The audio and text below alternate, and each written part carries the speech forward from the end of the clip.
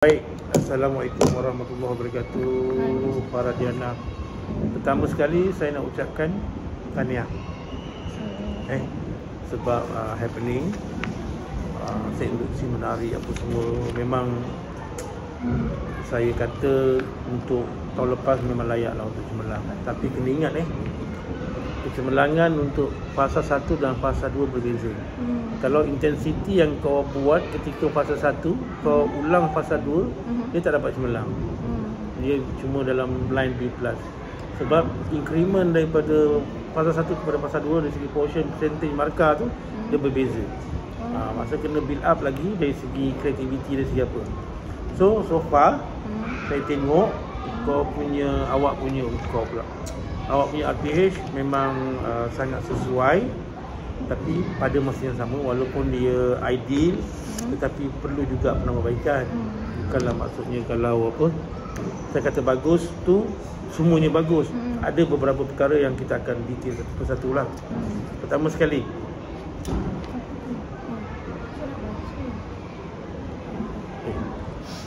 bab format ni saya tak ada masalah. Komponen ini semua data-data untuk demografi ini untuk kita dapatkan, nak letakkan dekat tu je. Yang lain tak ada masalah. Masa, tapi kena betul lah, tepat lah. Kalau 40 lah. Berapa orang datang ni? Hari ni Kau tak kira kan? Jangan main-main. Benda tu kena kira juga. Bilangan pelajar berapa orang yang hadir, bilangan murid berapa, masa ni. Okey. Standard kau? Awak. Standard awak. Okey. Memainkan alat perkusi mengikut dalam ni ada tempo. Bagus dah. Sepatutnya objektif tu mesti masukkan tempo. Mesti masukkan. Sebab apa? Awak buat, awak make sense. Maksudnya awak buat, tetapi dekat sini dia tak appear. Objektif kau tak appear kat sini. Kena tambah lagi. Pada akhir sesi meditasi, murid-murid dapat memainkan alat perkusi kasnet dan loceng mengikut detik berasaskan tempo ataupun mengikut tempo. Sebab tadi awak buat tempo, laju, sederhana, semua awak buat. So rugilah. Kan suara aku dah kuat. Okey. Lepas tu kriteria kerajaan lah. Murid dikira berjaya sekiranya dapat ini kita punya agakkan, kita punya estimate boleh dapat tak? Kalau boleh dapat macam ni. Macam ni dia punya objektif dia. Untuk nak tahu dia berjaya atau tidak, capai atau tidak. Ada perkara-perkara yang macam kita nak bagi tahu objektif itu eksplisit. Eksplisit tu dia nyata. Dia kena ukur dalam bahasa Inggeris dia evaluate ataupun dia measurement and evaluation. Dua perkara tu guru bismillah berasaskan Bloom's taxonomy. Apa dia Bloom's taxonomy? Tahu, adakah murid tahu? Kalau kau cakap tahulah. Adakah murid faham? Adakah murid aplikasi dia? Ini aplikasi ni mana? Mungkin dekat sini arah awak. Dekat sini saya akan tengok nanti. Ada tak aplikasi yang kau sebut? Lepas tu analisis. Ada tak analisis? Ada. Dan seterusnya. Faham? Okay, so far sumber ni sebenarnya bukan YouTube dengan ChatGPT je kau buat. Ada lagi kan? Tak apa. Boleh tambah lagi kalau ada perkara. Okey. Jom jawab. Okey, baik. Untuk set induksi sangat menarik sebab dia berbentuk musical. Musical ni dia melibatkan bunyi. Bila bunyi ni, bila kita nak attract murid kita kan, jadi kita memang perlukan, sebab fitrah manusia ni dia sukakan bunyi-bunyi sebab audio. Apatah lagi kalau ada visual, audio dan visual. Sebab dalam konteks Pavio kata murid-murid ataupun pelajar-pelajar ni bila dia ada audio video, dia lebih tangkap dari segi respon, lebih cepat. Dia boleh letakkan dalam dia punya encode untuk dia kekalkan dia punya pembelajaran ni. Bunyi, faham? Sebab tu asas multimedia ni dia ada dua, dia ada 4. Dia mesti ada audio, dia mesti ada video, dia mesti ada teks, dia mesti ada animation. Ataupun 3, 2 at least dia bergabung. Nampak tak? So yang awak buat ada tak tadi? Adalah. Okey. Bagus. Sebab apa? Murid kena meneka. Sebab awak fokus kepada bunyi, fokus kepada waktu nak teka tu guna bunyi kan. Apa maksud dia? Awak buat proses apa tu? Yes. Dalam proses muzik ini dia ada dua. Pertama, audio performance. Kedua, visual performance. Kita boleh ukur dua-dua. Kalau audio, kita dengarkan audio dan dia akan, imajinasi dia akan melayang lah. Dia akan cakap bunyi apa, nanti dia berasaskan kepada pengalaman dia dulu. Ini macam bunyi, dia dah cuba recall. Nampak tak? Dekat situlah kita generate budak-budak punya kemahiran berfikir. Kau nampak tak benda tu? Awak bagi bunyi, lepas tu budak tu awak pun bagi soalan yang membina. Soalan apa awak bagi tadi? Apakah bunyi ni? Cuba ulang apa yang ayat awak tadi. Gunakan dialog tadi. Cuba teka ni bunyi apa? Okey. Cuba teka ini bunyi apa. Kalau jawapan budak salah, bagaimana tindakan awak? Ya ke? Cuba lagi. Cuba lagi. So kita lagi generate lagi supaya dia cuba. Sebab pola berfikir ketika itu dia akan berasaskan pengalaman dan pengetahuan sedia ada dia. Pengalaman dan sedia ada dia. Kalau dia pernah main, banyak alat-alat perkusi yang dia dah main. Tetapi bagaimana dia nak cari bunyi yang tu, nak samakan. Sebab itu dalam kita berfikir, kita panggil computational thinking. Kemahiran secara komputer. Bagaimana komputer itu berfikir, dia akan mengklasifikasi, dia akan menyusun, dia akan patternkan pola-pola. Dah belajar belum computational thinking? Computational thinking. Dalam pemikiran computational ni, dia akan jadikan kita tengok banyak benda. Banyak benda. Kita nak susun alat perkusi dulu. Kita ambil, kalau katalah serakan dia banyak, ada gitar, ada alat perkusi, ada ini, susun ni alat perkusi, alat yang tidak berpitch. Dia kategorikan dia apa semua. Okey, lepas tu fokus pula jawapan apa nak, supaya dia bersusun. Macam kita ajar lagu lah, lagu-lagu yang berbentuk form A, B, A, rangkap 1, rangkap 2 sama tak bunyi dia? Sama lah. Cuma dekat kaden ujung tu dia berbeza. So kita patternkan A dengan B sama. So mudah tak kita nak mengajar melodi? Mudah lah, sebab melodi perenggan A sama dengan perenggan B, cuma yang ujung. Lepas tu chorus, lepas tu perenggan yang ketiga tu sama balik. So melodi yang kita nak ajar dekat keyboard tu ataupun apa-apa kan, recorder ke, mudah lah. Kau nampak tak benda tu? Okey, yang ni cantik. So semalam saya macam bercadang nak, macam bila diorang dah classify tu alat perkusi kan, diketuk, digoncang, dipukul. Lepas tu saya macam terfikir nak bawa satu contoh alat muzik yang macam gitar tu kan. Accompaniment. Boleh. Macam okey, ni contoh. Betul, bagus tu. Okey. Yang saya nak tegur sikit je tadi. Sebenarnya budak-budak ni dah boleh main. Cuma variasi pattern tu, sebab awak tempuh dekat detik, saya tahu kat sini. Awak tempuh dekat detik pulse. Sebutkan pulse juga sebab kita nak cross curriculum. Pulse dalam bahasa Inggeris. Sebab awak tak sebut berkala tadi. Okey. Sebab dia berkala. Berkala tu maksudnya dia accurate. Kalau tempo dia laju tap. Kalau dia sederhana moderator tap dia berkala tu. Kalau dia lagu tap sama dengan jantung kita lah. Macam awak buat tu semua just nice betul. Cuma bezakan gitu. Okey, selepas berlari bagaimana jantung awak? Kalau ada dia. Budak dia jawab. Tadi masa hentak kaki tu kan aja. Dia ada buat hentak kaki. Tu jantan dia naik. Okey, satu lagi. Waktu awak sebut hentak kaki, dia body percussion dia banyak. Dia stamp. Sebutlah stamp. Lepas tu patch. Lepas tu snap. Lepas tu clap. Tak kau hak. Okey, baik.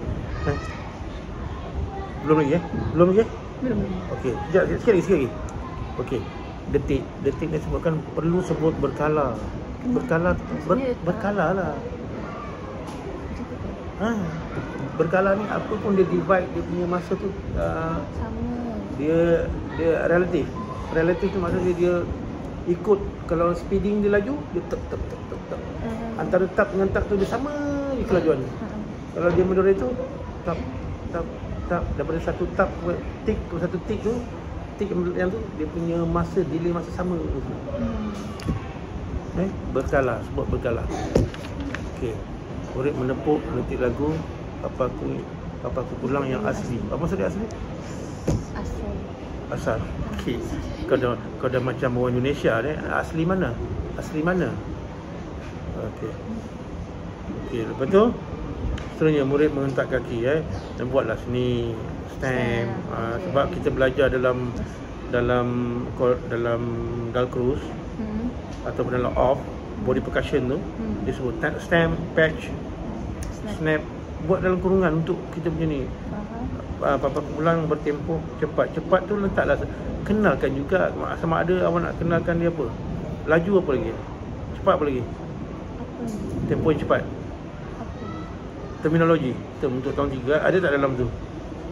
Ada tak dia sebut lagu tu lambat, andante tu macam orang jalan kaki, moderator tu 120, tak ada apa. Tapi kalau nak untuk pengalaman kita boleh. Murid perlu mengaitkan bagaimana menghentak kaki mengikut tempoh. Okey, ini kita nak sebut apa ni? Kita nak sebut apa ni, satu istilah synchronize. Ataupun dalam bahasa Melayu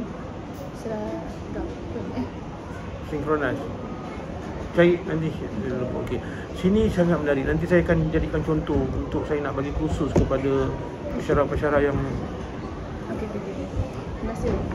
Sebab saya tengok dekat sini dia orang punya, dia tulis sini apa, impak ni tak boleh kat sini, impak ni letak dekat sini. Sebab impak ni selepas daripada kita mengajar baru kita dapat tahu impak dia apa. Sini ialah catatan apa yang kita guna dalam laju ni berada tak dalam ni. So far yang awak buat saya tengok ada dalam ni. Berpusatkan murid nampak ada dalam ni. Gunakan off tadi ada dalam ni. PAK 21 pemikiran kritis ada dalam ni. Bila awak tanya dan awak budak perlu fikir untuk buat, semua ada. Bila pun ni nampak dia bekerjasama tadi. BBM ada speaker. Jadi apa yang dicatat dalam ini mesti berada dekat sini. Dekat mana tu kan, bila saya sebagai seorang pensyarah saya baca, saya nampak Diana ada buat macam ni. Faham?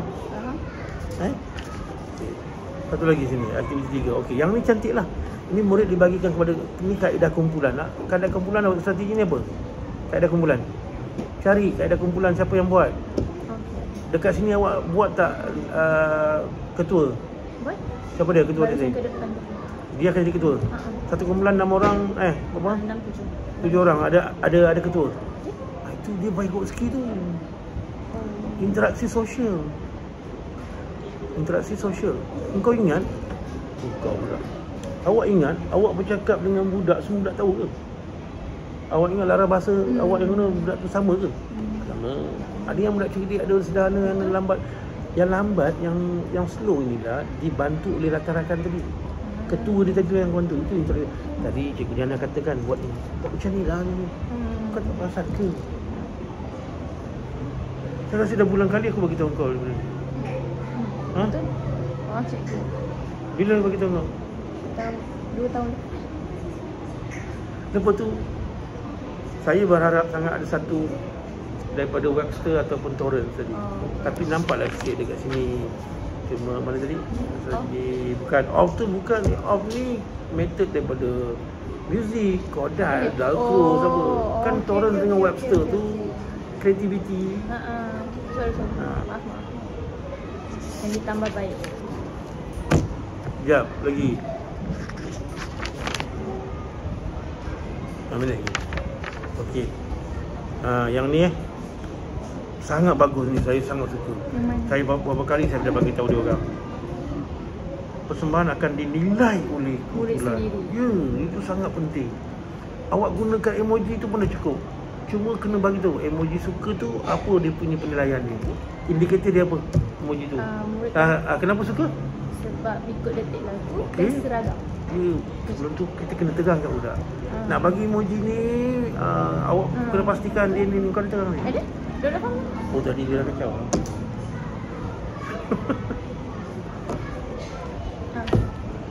ada tegang ni. Silap saya. Okay. Baiki untuk aplikasi knowledge yang saya sebut lah. Tadi Saya kata emoji senyum. Apa indikator dia? Apa indikator dia? Mengikut detik lagu. Dia seragam lagi. Jadi budak tengok. Dia apply lah nanti. Pengalaman tadi. Okey. Ini refleksi pada awak. Dekat sinilah pengukuran berlaku. Murid akan ditanya mengapa kumpulan ni menang. Betul. Ini. Apa saya cakap semua betul ni? Okey. Jangkaan jawapan kumpulan ni mainkan musim pada sini. Okey. Memang sukses lah awak buat.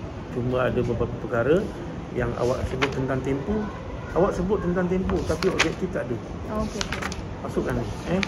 Awak sebut tentang kelajuan. Maksudnya mengikut detik lagu bertempo. Mengikut tempo yang dikatakan. Biasanya dalam objektif orang akan sebut apa? Berapa orang? 25 daripada 30 orang dapat mengikut ni. Dia ada pengukuran lah. Tapi so far saya tengok 80%. Ataupun letakkan peratus ke, sebulan lah. Saya tak ada masalah. So bukan good luck. Tahniah, ini permulaan yang baik. Saya nak lihat nanti PR2 nanti akan. Ni PR1 terus. Apa yang awak ingat saya ni apa muzik tak ada sebab kita ada 4. Saya nak tengok Koko lagi. Kalau masuk dengan lawatan sosial lagi 5 nanti. Beban tugas saya nanti. Okey. Dapat tak apa yang saya bagi tahu? Okey.